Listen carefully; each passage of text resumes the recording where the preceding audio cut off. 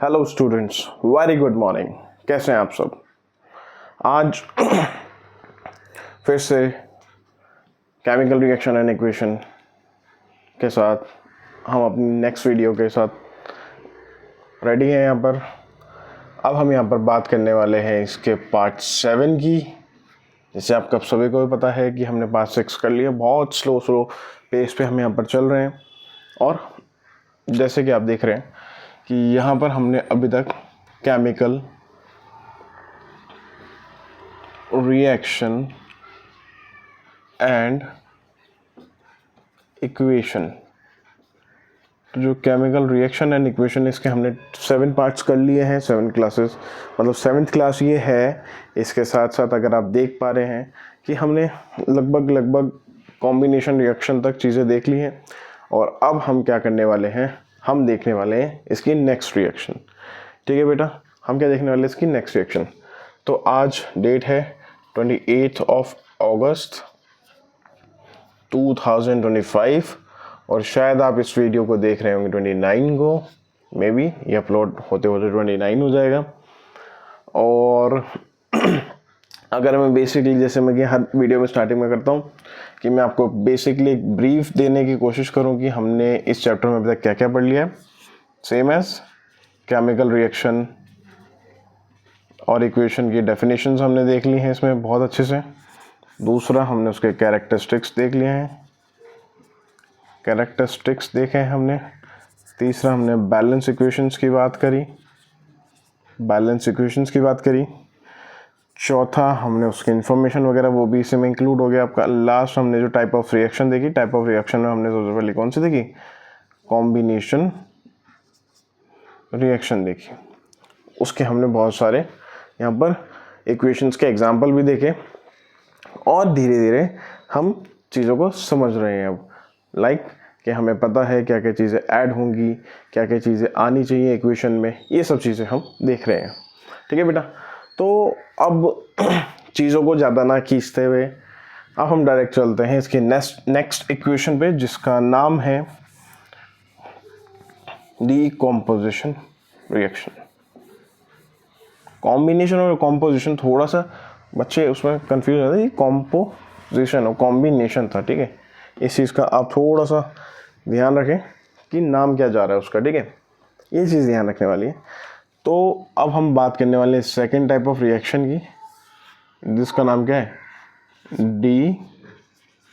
Decomposition. यहाँ पे ध्यान रखना है, डीकॉम्पोजिशन रिएक्शन है, कॉम्बिनेशन, डीकॉम्पोजिशन रिएक्शन। आज हम इसके बारे में बात करेंगे। थोड़ी सी ये लेंथी इक्वेशन हो जाती है क्योंकि जब हम इसको देख रहे होते हैं तो हमें पता चलता है कि इसमें बहुत सारे 3 टाइप्स आ जाते हैं। इसमें हीट आ जाता है, इलेक्ट्रिसिटी आ जाता है। ठीक है, तो थोड़ी चीज़ें इसमें निकल के आ जाएंगी, तो हम इसको आज अच्छे से आराम से समझेंगे। मैं कोशिश करूँगा कि आपको इससे रिलेटेड जितनी भी इक्वेशंस हैं एक वीडियो में आपको दे दूँ। आराम से हम इसको समझेंगे आज, और चीज़ों को भगाने से ज़्यादा अच्छा कि एक बार अच्छे से पढ़ लो, फिर रिवीजन करो ढंग से, मतलब समझो। थोड़ा सा एक मिनट आपका मैं पढ़ाई के अलावा लेना चाहूँगा समझाने के लिए कि बेटा लोग बोलते हैं ना स्मार्ट वर्क करो पढ़ाई में, और बच्चे इस चीज़ को लेके बड़े सीरियस हो जाते हैं स्मार्ट वर्क के टाइम पे। और किसी टाइम पे वो स्मार्ट वर्क इतना है, सोचते गेम खेलना है तो 4 घंटे खेलना है, लेकिन वो सोचते 4 घंटे की पढ़ाई 4 मिनट में हो जाए, ये है स्मार्ट वर्क। नहीं, समझो इस माइंडसेट को कि पहले होता है हार्ड वर्क। ठीक है, हार्ड वर्क से मेरा कहने का तात्पर्य ये है साहब कि पहले आपको टाइम लगा के उसको समझना पड़ेगा, टाइम देना पड़ेगा चीज़ों को। जब आप हार्ड वर्क कर लेते हैं तब नेक्स्ट स्टेप आ जाता है किसका, स्मार्ट वर्क का। अब यहाँ पर जो स्मार्ट वर्क है, ये आपको अपना स्मार्ट वर्क दिखाना उसके रिवीजन में कि मैं कितनी बारी कर पा रहा हूँ, कितना जल्दी कर पा रहा हूँ और किस तरीके से कर पा रहा हूँ। कहने का तात्पर्य दोबारा से कि एक बार आपने हार्ड वर्क करके उसको समझ लिया ना, अब स्मार्ट वर्क का काम है। यानी कि स्मार्टिंग में आपको टाइम देना पड़ेगा, पेशेंस चाहिए। बिना पेशेंस के काम नहीं होगा। इस चीज़ को रियलाइज़ करेंगे जितनी जल्दी उतना आसान आपके लिए रहेगा। हाँ, स्मार्ट वर्क वाली बात मैं जब इसका रिवीजन वाला वीडियो डालूंगा तो वहाँ पर आपको समझ आएगा कि रिवाइज़ कैसे करते हैं, माइंड मैपिंग क्या होती है। जब हम रिवाइज कर रहे होते हैं तो हम इतना डिटेल में नहीं जा रहे होते चीज़ों में, लेकिन हम टच हर चीज़ को कर रहे होते हैं। तो अपने दिमाग से जो मिथ डाला है ना कि 3 घंटे में पूरी केमिस्ट्री खत्म, आई होप उनका कुछ अलग माइंडसेट होगा। लेकिन यहाँ पे मैं बेसिक लेवल की बात कर रहा हूँ। Basic level in the sense कि अभी आप चीज़ों को समझ रहे हैं, you have to give time those topics. बिना टाइम दिए कुछ नहीं होता। जैसे मैं एक वीडियो देख रहा था किसी बड़े इन्फ्लुएंसर की, तो उन्होंने एक बात कही कि यार अगर किसी चीज़ को, जैसे पेड़ है उसको उगने में अगर कुछ समय लगता है तो उतना ही लगेगा, बिना समय लगे कोई चीज़ नहीं होती। ठीक है, ये चीज़ आप ध्यान रखना। ठीक है, तो चलते हैं आगे डिकम्पोजिशन रिएक्शन पे। ठीक है, तो इन चीज़ों का ध्यान रखें। तो छोटी छोटी चीज़ें ऐसे बीच बीच में मेरे को जहाँ लगेगा मैं थोड़ा थोड़ा सा आपको ये बेसिक एलिमेंट्स ही बोल देते हैं इनको कि पढ़ाई में हम किस माइंडसेट से चलें। तो ये उनके हैं कि भैया हार्ड वर्क करना पड़ेगा स्टार्टिंग में, उसके बाद स्मार्ट वर्क करो, आप आराम से करो, मज़े से करो। तो पहले हम इसकी डेफिनेशन देख लेते हैं। ठीक है, डिकम्पोजिशन रिएक्शन एक्चुअली इसमें हो क्या रहा है, where a compound breaks up into a simpler substances. मतलब एक था वो 2 में टूट गया। कितने में टूट गया? 2 में टूट गया, 3 में टूट गया। बेसिक तो हमने ये समझ लिया इसको कि अच्छा ये टूटा, कितनों में टूटा? 1 से टूटा, 1 से ज़्यादा में ही टूटेगा। ठीक है, तो जो इसकी डेफिनेशन आ जाती है वो किस तरीके से बोलती है उसको समझते हैं। वो बोलता है कि कंपाउंड स्प्लिट्स इनटू 2 और मोर सिंपलर सब्सटेंसेस। क्या बोल रहा है? The chemical reaction. ठीक है, डेफिनेशन लिख रहा हूँ, उसको मैं ध्यान से सुनना और कोशिश करना कि जैसे जैसे मैं डिक्टेट कर रहा हूँ साथ में आप लिखते भी रहें। The chemical reaction in which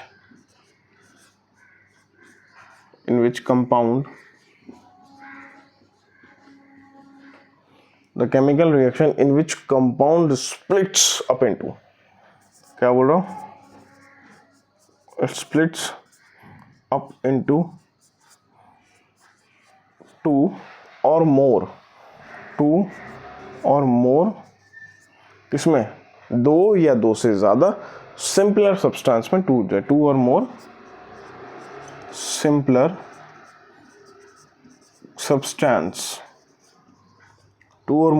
substance, इनको ही हम क्या बोल देते हैं? आर नोन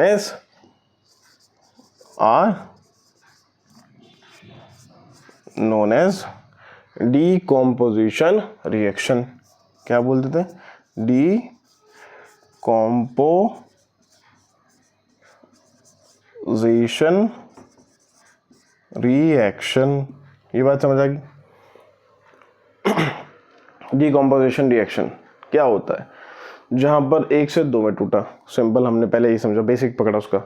फिर मैंने उसकी डेफिनेशन समझी कि वो केमिकल रिएक्शन जिसमें कि क्या कंपाउंड, पहला वर्ड कीवर्ड क्या, कंपाउंड टूटा, स्प्लिट्स अप इनटू कितने में? 2 और more simpler substances are known as decomposition reaction. तो कीवर्ड्स पकड़ने इंपॉर्टेंट है। कीवर्ड्स पकड़ोगे तो चीज़ें आसान हो जाएंगी और बेहतर ढंग से समझ आएंगी आपको चीज़ें। तो कहने का मतलब क्या है कि डीकम्पोजिशन रिएक्शन उन रिएक्शंस को कहते हैं जिसमें कि जो कंपाउंड है वो टूटता है 2 या 2 से ज़्यादा सिंपलर सब्सटेंसेस में, उसको हम बोल देते हैं डीकम्पोजिशन रिएक्शन। इतनी बात समझ आ गई? ठीक है। दूसरी बात अगर मैं यहाँ पर आपको थोड़ा सा समझाना चाहूँ कि अपोजिट हो जाती है कॉम्बिनेशन रिएक्शन के,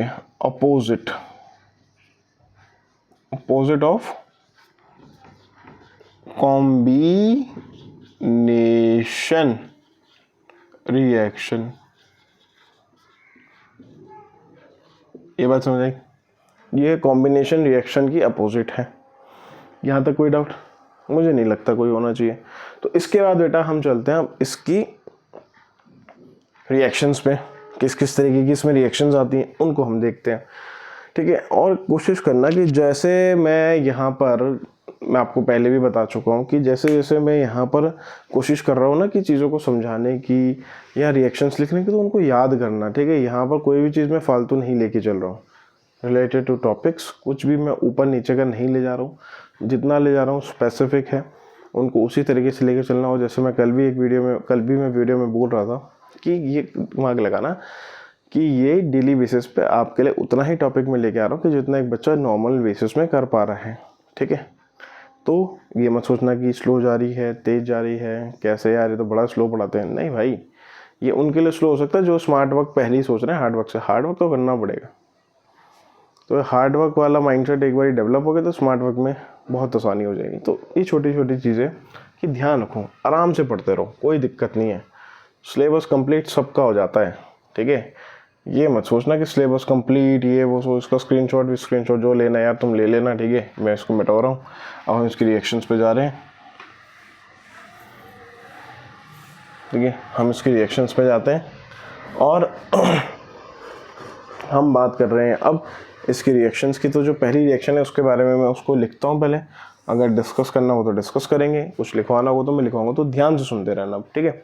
तो जो इसकी पहली रिएक्शन है जिसको मैं बोलता हूँ CaCO3, ठीक है। क्या है? CO3 है, ठीक है। इसको मैं एक दूसरे नाम से भी जानता हूँ, लाइमस्टोन, ठीक है साहब। तो लाइमस्टोन है, सॉलिड फॉर्म में होगा, ठीक है, सॉलिड फॉर्म में होगा। इसको जब मैंने हीट दी, क्या दिया? हीट दी। अभी मैं आ रहा हूँ, एक सेकेंड ना, पहले समझो मैं क्या कहना चाह रहा हूँ। इसको मैंने हीट दी, यहाँ पर मैंने इसको तोड़ दिया। तो जब मैं तोड़ा तो शायद अगर तुम्हें कल की रिएक्शन याद होगी, जब कैल्शियम ऑक्साइड को मैं वाटर के साथ रिएक्ट करता हूँ तो क्या बनता है? CaOH का होल ट्वाइस बनता है, ठीक है। उसके बाद यहाँ पे क्या बचा? मेरे पे क्या बचेगा? ऑक्सीजन बचेगा, कार्बन डाइऑक्साइड बचेगा। ध्यान रखना, यहाँ पर कार्बन डाइऑक्साइड बचेगा, इसके अब क्या बचेगा? Carbon dioxide. ये फिर कोई क्लाइम है, इसको किसका फॉर्मूला है? कोई क्लाइम का फॉर्मूला है, तो ठीक है, कार्बन डाइऑक्साइड, ठीक है। तो ये रिएक्शन है। अब यहाँ पर मैं एक बात बताना चाहूँगा कि जब भी कभी रिएक्शन हो और उसमें मुझे हीट की ज़रूरत पड़े, जब भी कभी रिएक्शन हो और मुझे उसमें हीट की रिएक्शन पड़े बेटा, तो ये ध्यान रखना है, ऐसी रिएक्शंस को मैं थर्मल डिकम्पोजिशन रिएक्शन बोलता हूँ। थर्मल का मतलब होता है हीट से रिलेटेड चीज़ें होना। थर्मल का मतलब क्या होता है? हीट से रिलेटेड चीज़ें होना। ये चीज़ ध्यान रखनी है आपको। क्या होता है थर्मल का मतलब? हीट से रिलेटेड चीज़ें होना, ठीक है। तो इसको क्या बोलते हैं? Decomposition reaction carried by heating called, क्या बोल रहे हैं कि जब डिकम्पोजिशन रिएक्शन जो होती है, डिकम्पोजिशन रिएक्शन जब हो रही है, डिकम्पोजिशन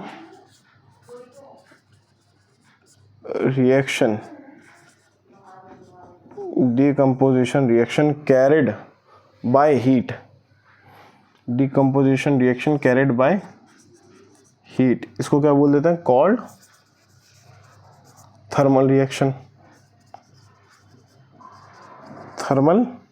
थर्मल डिकम्पोजिशन रिएक्शन या थर्मल रिएक्शन, तो thermal decomposition reaction, thermal decomposition reaction. यहाँ तक कोई दिक्कत मेरे हिसाब से तो नहीं होनी चाहिए भैया। ये बात समझ आई कि जब मैंने CaCO3 को लाइमस्टोन को हीट दी, वो तो क्विक लाइम में टूटा, तो इसको मैं एग्जांपल में कंसीडर करूंगा डिकम्पोजिशन रिएक्शन के, where one compound splits up into two और more simpler substances are called decomposition reaction. ये आपकी पहली रिएक्शन होगी सब, ठीक है। अच्छा, तो यहाँ पर तुमने देखा मैंने बात करी हीट की, थर्मल की, तो क्या सिर्फ हीट से ही टूटता है कि किसी और चीज़ से भी टूटेगा? और चीज़ों से टूट सकता है ना। तो यानी कि एक जो हमने डिकम्पोजिशन रिएक्शन की बात करी, ये क्या सिर्फ हीट से ही होगा? क्वेश्चन बनना चाहिए दिमाग में। नहीं, हीट से नहीं होगा। किस से होगा? हीट से होगा। और किससे होगा? सनलाइट से भी होगा। और किससे होगा? इलेक्ट्रिसिटी से भी होगा। 3 चीज़ों से कैरिड आउट होती है ये रिएक्शन। तभी मैंने कहा कि इसमें थोड़ा टाइम लगेगा, इसको ध्यान से सुनना, समझते रहना। हीट की हम अभी बात कर रहे हैं यहाँ पर। पहली रिएक्शन देख ली हमने। दूसरी रिएक्शन यहाँ पर आती है मेरे पास जब मैं बात करता हूँ कि जो KCl क्या बोल रहा हूँ, KCl पोटेशियम, कैल्शियम और ऑक्सीजन O3 तीनों ले लिए मैंने भैया, ठीक है। अब इसके बाद क्या है, KClO3 जब मैंने लिया ये सॉलिड फॉर्म में होता है यहाँ पर। इसको जब मैंने हीट करी, क्या करी, हीट करी, ध्यान से सुनते रहना। ये रिएक्शंस बनेंगे आपके पेपर में, कहीं ना कहीं 100% मैं लिख के दे रहा हूँ। नहीं आई कमेंट में जाके बोलना भैया कि ना आई, क्या पढ़ा है तुमने, पक्का आएंगी, ठीक है। ये हीट हुई, जब हीट हुई तो मेरे पास क्या है यहाँ पर, KCl सॉलिड फॉर्म, और यहाँ पर क्या बचेगा, सिंपल दिख रहा है साफ, KCl आ गया, बचा क्या मेरे पास, ऑक्सीजन बचा। ऑक्सीजन किस फॉर्म में प्रेजेंट रहता है, O2 में रहता भैया, ठीक है, ये बच गया। तो ये जो रिएक्शन है ये बहुत ज़्यादा इम्पोर्टेंट हो जाती है कि इसके थ्रू लैबोरेटरीज में हम ऑक्सीजन फॉर्म करते हैं, फॉर्म ऑक्सीजन इन लैबोरेटरी, ये बात समझ आ रही है, फॉर्म ऑक्सीजन इन लैबोरेटरी, ये एक उसका रिएक्शन है, प्रिपेयर करते हैं, या इसको प्रिपेयर लिखेंगे तो ज़्यादा बेहतर लगेगा ना, थोड़ा केमिस्ट्री की भाषा में जाएंगे हम, प्रिपेयर बोल देते हैं इसको, ये बात ध्यान आ गई। तो इस रिएक्शन के द्वारा आप क्या करते हैं, ऑक्सीजन को प्रिपेयर करते हैं लैबोरेटरीज में, बहुत बेहतर है, ये भी समझ आ गई होगी आपको।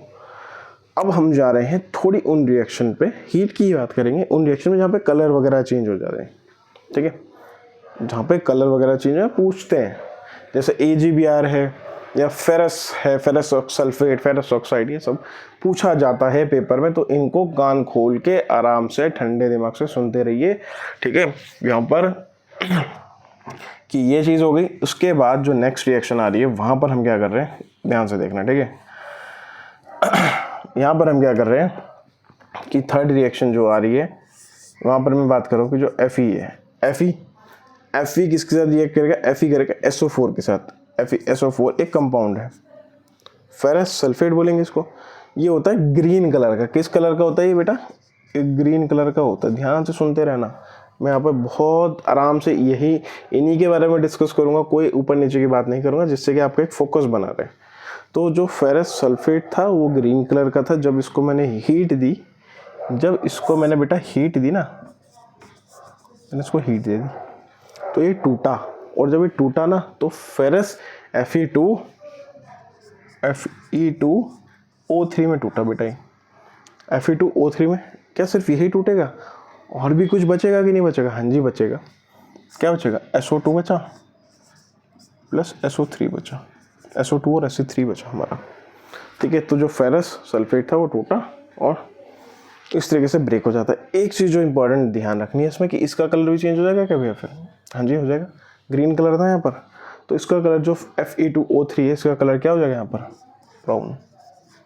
ये इंपॉर्टेंट है यहाँ पर, इसलिए इंपॉर्टेंट आ जाती है ये रिएक्शन कि भैया कलर चेंज के माध्यम से हम चीज़ों को बता रहे हैं, तो इम्पॉर्टेंट है ये रिएक्शन इम्पॉर्टेंट है।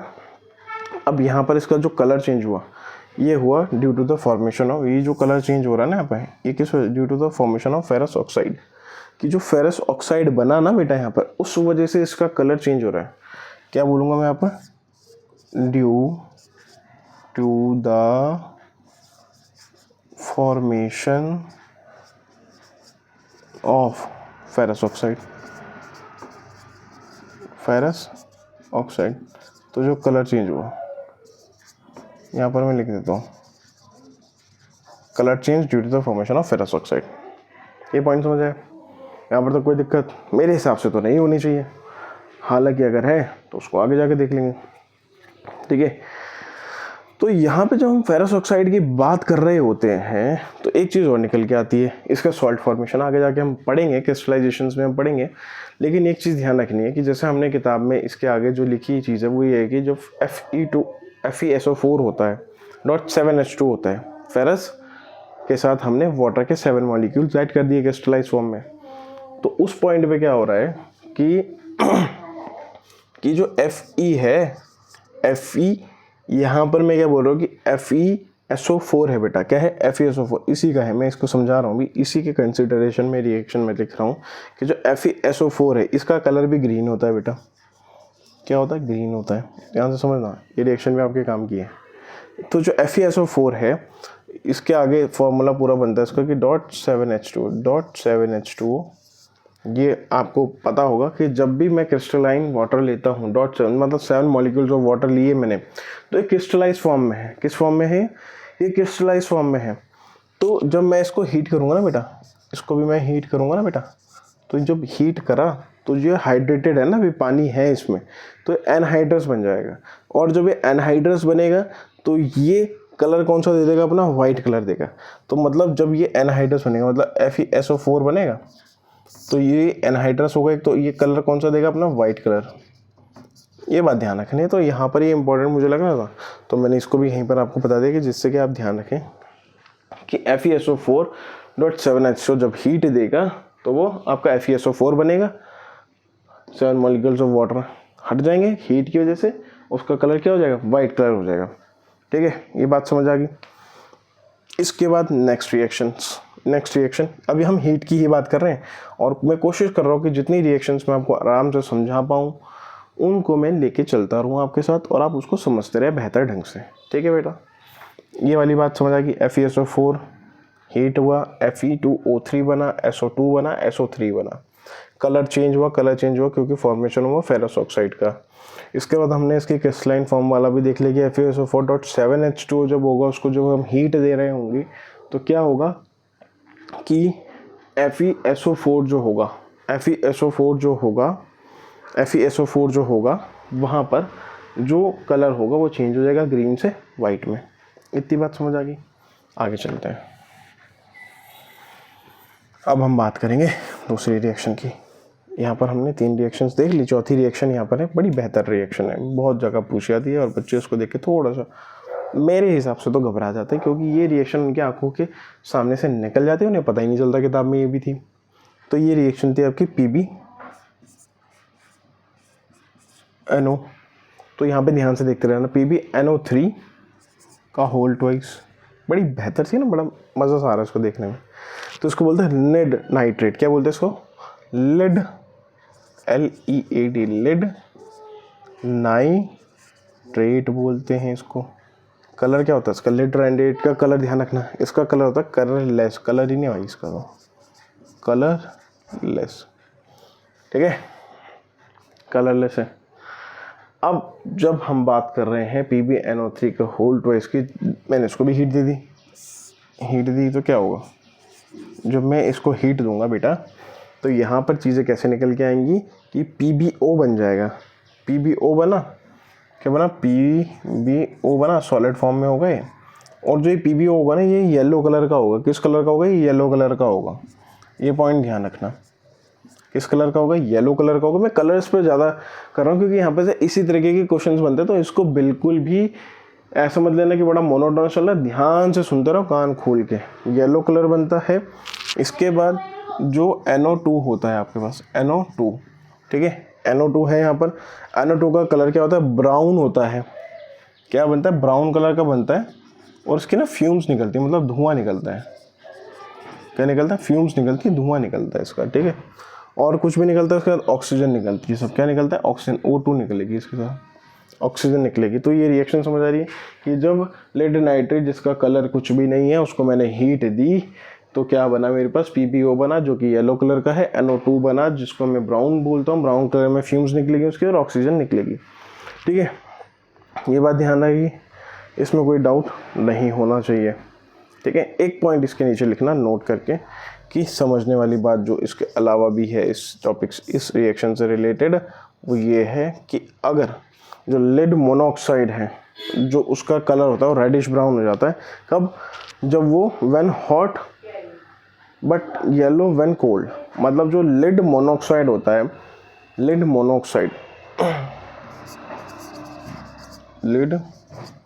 मोनोऑक्साइड जो है ना बेटा, इसका कलर रेडिश ब्राउन हो जाता है जब ये गर्म होता है। जब हॉट होगा तो उसका कलर कैसा होगा, रेडिश ब्राउन होगा, रेडिश ब्राउन होगा।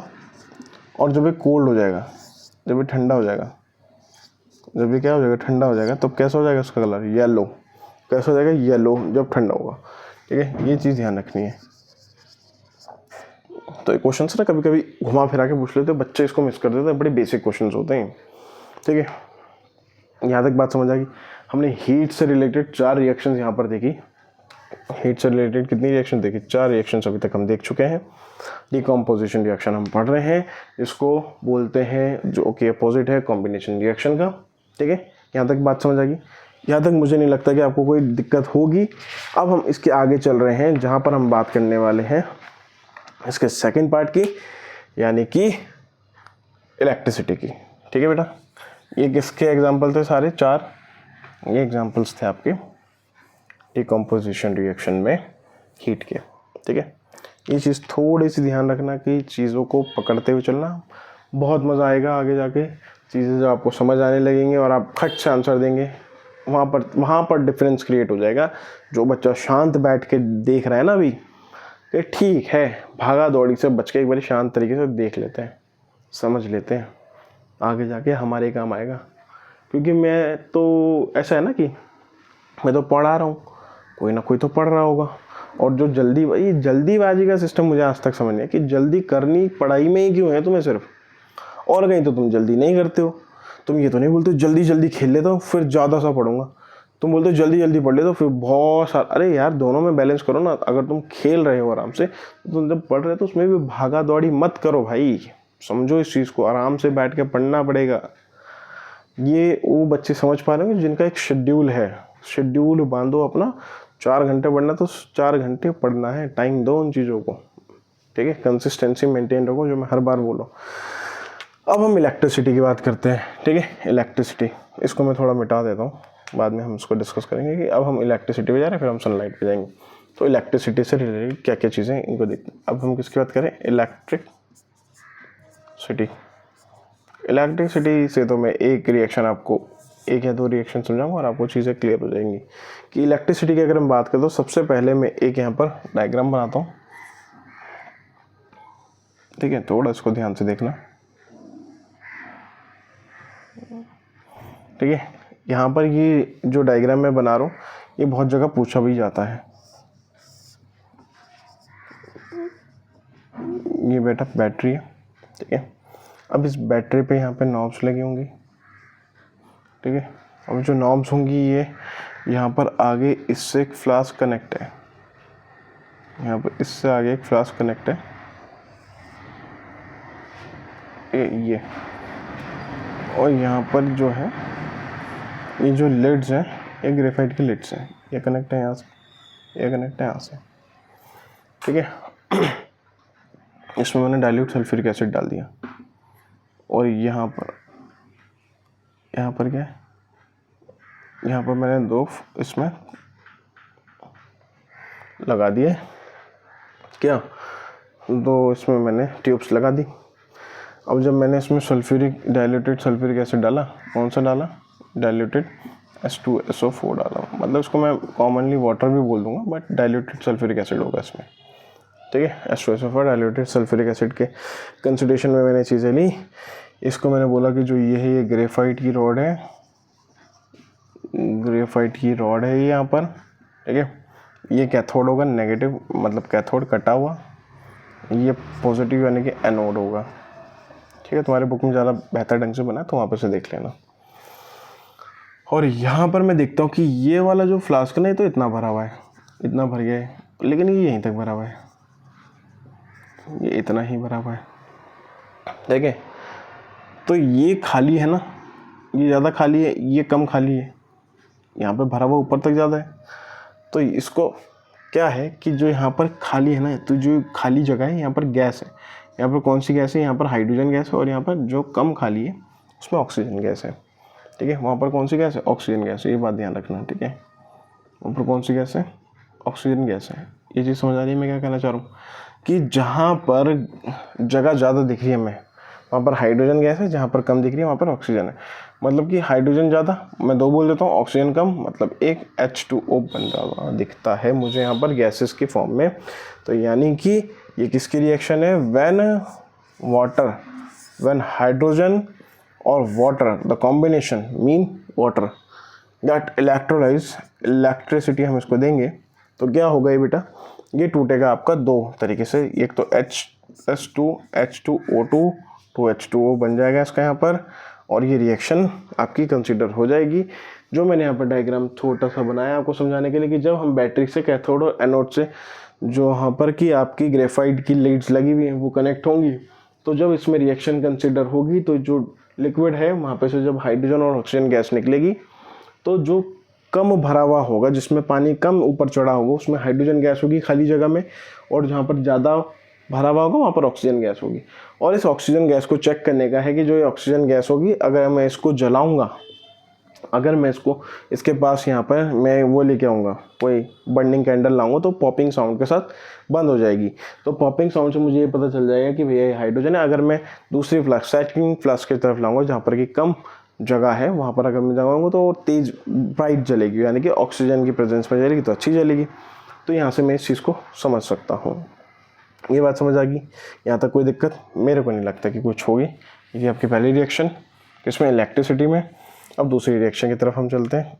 दूसरी रिएक्शन में मैं बात करता हूँ कि जब मैं NaCl यानी कि NaCl को लेता हूँ, NaCl को लेता हूँ, इसमें मैं इलेक्ट्रिसिटी पास करता हूँ, क्या पास करता हूँ, इलेक्ट्रिसिटी पास करता हूँ, तो ये क्या बन जाएगा, Na2Cl, मतलब Na+Cl2, तो यहाँ पर 2, तो यहाँ पर भी 2, और यहाँ पर 2, तो यहाँ पर भी 2। तो एक रिएक्शन ये हो गई, ठीक है। दूसरी रिएक्शन क्या होती है इसी में, एक होती है कि जब मैं बोलता हूँ कि एल्यूमिनियम जब रहेगा तो एल्यूमिनियम रहेगा Al2O3 के साथ, क्या रहेगा, Al2O3, और ये मॉल्टन फॉर्म में रहता है, ये ध्यान रखना है। किस फॉर्म में रहेगा, मॉल्टन फॉर्म में रहेगा। इसमें जब मैं रिएक्शन कराऊंगा फिर वही वाली बात, इलेक्ट्रिसिटी होगी यहाँ पर, और जब इलेक्ट्रिसिटी होगी तो इलेक्ट्रिसिटी के बाद क्या होगा, ब्रेक डाउन होगा। कैसे होगा, Al यहाँ पर क्या हो जाएगा, फिर 3 था O3 और 3O2, तो यहाँ पर जब मैं इसको बैलेंस करूँगा, यहाँ पर जो भी मैं छोड़ रहा हूँ कहीं भी उनको बैलेंस करने की जिम्मेदारी, यहाँ पर 2 है तो यहाँ पर भी 2 हो गया, ठीक है। तो ये 2 और 2, और यहाँ पर कितना बन रहा है, 3, यहाँ पर तो 6, तो यहाँ पर 2, ठीक है, तो यहाँ पर 2, तो यहाँ पर 4, तो ऐसा करके यहाँ पे बैलेंस कर तुम, ठीक है, अपने हिसाब से। ये किसकी बात कर रहे थे हम, इलेक्ट्रिसिटी की रिएक्शंस की हमने बात करी यहाँ पर। इसके बाद 1-2 रिएक्शंस किसकी हैं हम बात करते हैं, इलेक्ट्रिसिटी की रिएक्शंस भी होगी। और हम जा रहे हैं किस पे, सनलाइट पे। किस पे जा रहे हैं हम, सनलाइट पे जा रहे हैं, सनलाइट पे जा रहे हैं, ठीक है। जब हम सनलाइट की बात करेंगे, सनलाइट से भी तो रिएक्शंस होती हैं यहाँ पर, डिकम्पोजिशन रिएक्शन। तो पहली रिएक्शन जो सनलाइट से बनी वो कौन सी बनी, वहाँ पर बनी कि जब AgCl है, क्या है AgCl मतलब सिल्वर, Ag का मतलब Cl मतलब क्लोराइड, इसको बैलेंस करा 2 से, इसको मैंने रखा सनलाइट की प्रेजेंस में, इसके प्रेजेंस सनलाइट की प्रेजेंस में रखा मैंने इसको। तो क्या हुआ, जब मैंने इसको सनलाइट की प्रेजेंस में रखा तो मेरे को मिला Ag सिल्वर मिला, प्लस यहाँ पर क्या मिलेगा मेरे को, Cl मिलेगा, सिंपल सी बात, ठीक है। अब इसको मैं बैलेंस कर दूंगा कि यहाँ पर भी 2, यहाँ पर भी 2, यहाँ पर, ठीक है। ध्यान रखना कि ये कलर होगा इसका यहाँ पर वाइट, और Ag यानी कि इसका कलर कैसा होगा, जो सिल्वर है उसका कलर क्या होता है हमेशा, सिल्वर, यानी कि ग्रेइश होता है थोड़ा ना, ग्रेइश वाइट होगा इसका कलर। ध्यान रखना ये है तो ये silver, greyish white, grey white इसका कलर होगा। ये बात समझ आएगी, ये तो क्लोराइड है ही, ठीक है। कलर्स ध्यान रखने इसके, ठीक है। ये किसकी बात कर रहे थे, ये हम बात कर रहे थे किसकी, और यहाँ पर इसकी भी बात याद रखना, ये जो कलर होगा इसका ये येलो होगा, ठीक है। तो AgCl रिएक्ट विद AgCl को जब हम सनलाइट की प्रेजेंस में ब्रेक करेंगे, चाइना डिश में रख देते हैं इसको, तो ये ब्रेक डाउन AgCl की फॉर्म में हो जाता है। ये चीज़ समझ आ गई। दूसरा इसी में एक रिएक्शन और आ जाती है जब हम बात कर रहे होते हैं AgBr की, ये बहुत इंपॉर्टेंट है, ये कभी कभी पूछ लेते हैं, AgBr वाली तो पूछते ही हैं। AgBr और AgCl चलती हैं दोनों, सनलाइट लिख दो या लाइट लिख दो, बात है कि यहाँ पर मैंने लाइट लिख दिया, इसको लाइट की प्रेजेंस में ब्रेक डाउन करेंगे तो क्या होगा, यहाँ पर ये चीज़ें टूटेंगी, Ag फिर वही greyish in colour, greyish white, और बी आर, क्या बी आर कैसा कलर होगा, बी आर का ब्राउन होगा, या रेड ब्राउन भी हो सकता है, ब्राउन या रेड ब्राउन बोल देंगे, डिटेल में बोलेंगे तो रेड ब्राउन लिख देते हैं यहाँ पे, आप ब्राउन भी समझ जाएंगे। ठीक है, ये बात समझ आई कि ए जी बी आर था, लाइट दी, ठीक है, लाइट के प्रेजेंस में ब्रेकडाउन तो ए जी प्लस बी आर टूटा, और रेड ब्राउन का उसको तो ग्रेइश वाइट आपको पता ही है कि ए जी का क्या होता है, ग्रेइश वाइट होता है, क्या होता है, ग्रे वाइट होता है। ये बात समझ आ गई, ठीक है। अब इसके फॉर्म में हम क्या करते हैं ना, जो ए जी है, सिल्वर को भी हम जो नेचुरल अकरिंग होता है उसको इसी फॉर्म में हम निकाल के लाते हैं। ठीक है, ये चीज़ समझ आई। जैसे क्लोराइड, मतलब ये रिएक्शंस हम वहाँ पर भी यूज़ करते हैं जब हम क्या करते हैं, जैसे एल्युमिनियम वाली हमने बात करी, तो नेचुरल अकरिंग जब होता है तो ऑक्साइड उसकी लेयर हटा देते हैं हम और हमें एल्युमिनियम मिल जाता है। तो ये चीज़ें भी ध्यान रखनी है। और दूसरी बात की डाइजेशन का जो प्रोसेस है, digestion of food, digestion of food में भी डिकम्पोजिशन रिएक्शन हो रहा होता है। Extracting of metals from natural occurring substance, natural occur करते हैं ना जो सब्सटेंस, वहाँ पर भी आपका क्या हो रहा होता है, डिकम्पोजिशन रिएक्शन ही हो रही थी। उसको जो हम नेचुरल फॉर्म से, नेचुरल अकरिंग से जो हम उसको एक प्योरेस्ट फॉर्म ऑफ मेटल निकाल देते तो वहाँ पर भी डिकम्पोजिशन रिएक्शन होती है। इस चीज़ का आपको ध्यान रखना है। ठीक है, ये चीज़ समझ आ गई। थोड़ी सी वीडियो आई थिंक लंबी हो रही है, बट एक चीज़ और देख लेते हैं यहाँ पर। ठीक है, कि जो मैंने कल आपको बैलेंस इक्वेशन दी थी उसको देख लेते हैं और उसके बाद हम बात करेंगे आज के क्वेश्चन की। बैलेंस, मैं सीधा बैलेंस जो इसका फॉर्म है वो लिखूँगा कल के क्वेश्चन का। ठीक है, फिर हम उसको आगे कंटिन्यू करेंगे ना ही, क्योंकि मैं ये नहीं चाहता कि चीज़ें ज़्यादा लंबी हो जाए और आप फ्रस्ट्रेट भी हो, तो मैं बीच बीच में थोड़ा थोड़ा ईजी वे में लेके चलूँगा।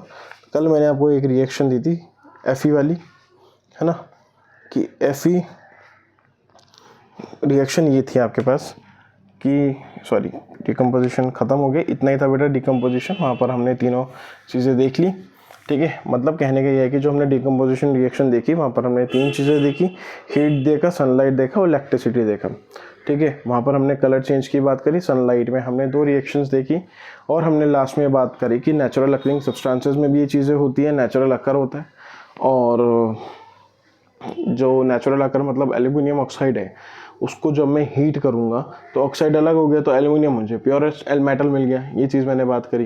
दूसरी बात मैंने ये करी कि जो आपके डाइजेशन ऑफ फूड है उसमें भी रिएक्शन डिकम्पोजिशन रिएक्शन ही होती है, तो इन चीज़ों का ध्यान रखना है। ठीक है, तो डिकम्पोजिशन रिएक्शन तीन तरीके से हो सकती है, वो तीनों तरीके हमने देख लिए यहाँ पर। अब मैं बात कर रहा हूँ कि जो मैंने कल आपको क्वेश्चन दिया था उसका, वो क्वेश्चन ये था कि जो एफ था, एफ प्लस H2O, ठीक है, ये रिएक्शन थी आपके पास, Fe प्लस H2O था आपके पास। ये बन क्या रहा था, Fe प्लस H2O बन क्या रहा था आपके पास, बन रहा था Fe3O4, Fe3O4 बन रहा था, है ना, ये बन रहा था ना, प्लस H2।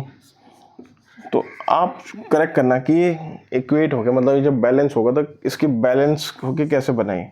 जब इसको मैंने यहाँ पर बैलेंस करा तो कैसा बनाए। ठीक है, जब मैंने इसको बेटा बैलेंस करा ना तो ये कैसा बना, इस चीज़ का आपको ध्यान रखना है कि बैलेंस करके ये चीज़ कैसे निकल के आएगी। तो इन चीज़ों को ध्यान से देखना कि जब मैं इसको बैलेंस कर दूंगा तो ये बनेगी आपकी 3Fe, सॉलिड फॉर्म रहेगा, 3Fe बनेगी। 3Fe के बाद क्या बनेगा, प्लस 4H2O बनेगा। 4H2O बना, ये क्या है, गैस है, सबको पता है। और जब इसका फाइनल यहाँ पर ये बैलेंस हो गया और वहाँ पर क्या होगा, इधर Fe3O4 ये तो रहेगा ही रहेगा, प्लस और क्या बनेगा H2 भी क्या हो जाएगा, ये तो पता है ना कि H2 क्या हो जाएगा, H2 क्या है, गैस है, यहाँ पर भी 4 हो जाएगा, 4 हो गया। ठीक है, और ये सिंपल सी बात है कि सॉलिड फॉर्म में ही रहेगा, ये चीज़ क्लियर होगी, सॉलिड फॉर्म में ही रहेगा। अब एक और बैलेंस्ड क्वेश्चन मैं आपको देख रहा हूँ बैलेंस इक्वेशन करने के लिए जो थोड़ा सा दिमाग लगाने वाली हो। जैसे एक आज का जो क्वेश्चन है ये तो आपका क्या हो गया, सॉल्यूशन हो गया कल वाले का। ठीक है, यहाँ पर मैं आपको एक और क्वेश्चन दे रहा हूँ आज का होमवर्क। बैलेंस करनी है आपको, अभी बैलेंस करते जाओ, बस आराम से करो। क्वेश्चन है Na plus H2O, Na plus H2O। नहीं यार ये ना ख़त्म हो गया, इसको भरना पड़ेगा ना इसमें। NaOH, NaOH प्लस, ये रिएक्शन आपको बैलेंस करके लानी है, प्लस H2 प्लस H2, ये रिएक्शन है आपको इसको बैलेंस करना है। ये अनबैलेंस्ड है अभी, इसको आपको क्या करके लाना है, बैलेंस्ड करके लाना है। कल चेक कर लेना फिर यहाँ पे आगे कि ये हो रहा है कि नहीं हो रहा है। ठीक है, ठीक है बेटा, तो इस वीडियो को हम यहीं तक रखते हैं। ठीक है, आई होप आप चीज़ों को उसी तरीके से कर रहे होंगे कि जिससे कि आपकी कंसिस्टेंसी मेंटेन रहे, आप चीज़ों को इजी वे में लेके चल रहे होंगे, ज़्यादा ना सोचते हुए पढ़ाई पर ज़्यादा ध्यान दे रहे होंगे। हाफिलीज आने वाले हैं, कुछ बच्चों के 1 तारीख से हैं, है ना, तो उन पे फोकस करो, ज़्यादा मत सोचो, सिलेबस हो जाएगा कंप्लीट। मेन है कि आपकी परफॉर्मेंस आपको यहाँ पर चेक करनी है कि 10th में मैं अभी कैसा परफॉर्म कर रहा हूँ। मैं प्रेशर तो नहीं ले रहा हूँ पढ़ाई के टाइम पे, प्रेशर लेने से कुछ नहीं होगा। आपको ठंडा दिमाग रखना है, पढ़ाई करनी है, जितना हो सके आंसर राइटिंग करो। आंसर राइटिंग से आपको पता चलेगा कि मैं कहाँ गलती कर रहा हूँ, मैं इस चीज़ को कैसे बेहतर ढंग से लिख सकता हूँ। जो आपकी रेफरेंस बुक्स हैं उनको, चीज़ों को, उनको फॉलोअप करो, उनको यूज़ करो कि मैं आंसर को और कैसे बेहतर कर सकता हूँ। और अगर कहीं पर डाउट हो तो आप कमेंट सेक्शन में भी जाकर मुझसे पूछ सकते हैं। लेकिन इन सब चीज़ों के साथ साथ आपको ज़्यादा नहीं सोचना है, कंसिस्टेंट रहिए, फालतू किसी की भी बातों में नहीं आना, डिस्ट्रैक्ट नहीं होना चीज़ों में, अपना शेड्यूल रखो चीज़ों का, सब चीज़ें बैलेंस करते चलनी है। खेलना भी इसी टाइम है, पढ़ना भी इसी टाइम है। अगर आप 1 घंटा खेल रहे हो तो आप 1 घंटा पढ़ो भी। ठीक है, तो उन चीज़ों को रखो। हाँ ठीक है, ये चीज़ ध्यान रखो कि स्क्रीन टाइम कम हो, कि स्क्रीन टाइम अगर हो भी रहा है आपका तो वो रिलेटेड टू स्टडीज़ हो, कुछ इन्फॉर्मेटिव चीज़ हो। ऐसे नहीं कि स्क्रॉल डाउन हो रही है चीज़ें, नहीं होना चाहिए ऐसा। बाकी जैसे हम साथ में चल रहे हैं, अभी हमारा 7th पार्ट कंप्लीट हो गया। यहाँ पर हमने डीकम्पोजिशन रिएक्शन समझी है, और धीरे धीरे हम चीज़ों को और बेहतर ढंग से देखेंगे कि हमारा चैप्टर खत्म हो गया, हमें पता भी नहीं चलेगा, इजी वे में, थोड़ा स्लो चलेगा। ठीक है बेटा, अब जो कल और परसों सैटरडे एंड संडे हम इन्हीं जो मैंने चीज़ें यहाँ पर बहुत लंबे आराम से समझाई है 30 मिनट की वीडियो में, उसको मैं थोड़ा क्लिप्स में आपको शॉर्ट्स में प्रोवाइड कराऊंगा, जहाँ से कि आप फट से एक रिवीजन कर सकें इन चीज़ों को जो मैंने बताई है। ठीक है, तो लास्ट में कंसिस्टेंट रहो, पढ़ते रहो, और कोशिश करो कि चीज़ों को खुद से भी बनाना सीखो। ठीक है, ये नहीं कि हर चीज़ के लिए यूट्यूब वगैरह, समझने के लिए यूट्यूब यूज़ करो, इंटरनेट यूज़ करो, उसके बाद खुद से कॉपी पे बुक को खोल के आराम से विदाउट एनी कनेक्शन, बाहर की चीज़ों से हटकर सीधा टेबल चेयर पे बैठो और क्वेश्चंस को खुद सॉल्व करो। अगर नहीं आते तो पूछो, गाइडेंस लो, ज़्यादातर अपने बड़ों से लो, इंटरनेट को छोड़ के। ठीक है, इंटरनेट एक माध्यम हो सकता है, किसी चीज़ को रिप्लेस नहीं कर सकता है वो। ठीक है, तो कोशिश करो कि चीज़ों को कंसिस्टेंट रखो। ठीक है बेटा, थैंक यू। तो इस वीडियो को यहीं तक रखते हैं, मिलते हैं फिर कल शॉर्ट्स के माध्यम से आपके साथ। ठीक है, और फिर अगेन मंडे टू फ्राइडे आपके लॉन्ग वीडियोस आएंगी, फिर सैटरडे टू संडे उन्हीं टॉपिक्स को हम छोटा क्लिप्स में करके आपको प्रोवाइड कराएंगे। ऐसी ही चीज़ें चलती रहेंगी, और अपने सजेशंस, डाउट्स, या जो भी आपको लगता है कि चीज़ें इंप्रूव होनी चाहिए, वो आप मेरे को कमेंट में बता सकते हैं। Thank you so much. इस वीडियो को यहीं पर हम एंड करते हैं। गुड बाय, सी या।